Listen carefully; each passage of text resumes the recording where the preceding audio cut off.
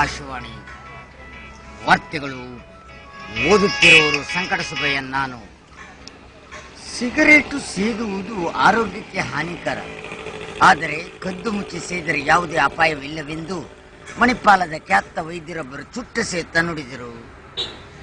ಇಂದಿನಿಂದ ಬಡ ಜನರಿಗಾಗಿ ಅಕ್ಕಿ, ಗೋಧಿ, ಹಾಲು, ಬೆಣ್ಣೆ, ಮೊಸರು, ಸೀಮೆಣ್ಣೆ, ಮೊಟ್ಟೆ, ಮೀನು ಇತರ ತರಕಾರಿ ಪದಾರ್ಥಗಳನ್ನು ಅರ್ಧ ಗಂಟೆ ಟಿವಿಯಲ್ಲಿ ತೋರಿಸಲಾಗುವುದು ಎಂದು ಆಹಾರ ಖಾತೆ ಸಚಿವರವರು ಬಿರಿಯಾನಿ ತಿನ್ನುತ್ತಾ ನುಡಿದರು.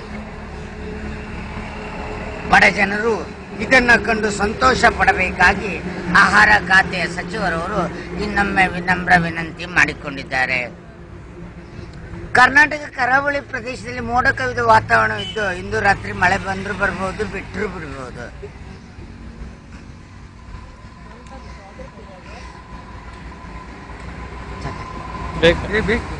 ಇಂದು ಮುಂಜಾನೆ ಮಲ್ಪೆ ಕಿನಾರದಲ್ಲಿ 9 ಬಂಗುಡೆಗಳು ನಡೆದುಕೊಂಡು ಹೋಗುತ್ತಿರುವಾಗ ಒಂದು ತೆಂಗಿನಕಾಯಿ ಬಿದ್ದು ಸ್ಥಳದಲ್ಲೇ 5 ಬಂಗುಡೆಗಳು ಮೃತಪಟ್ಟವು.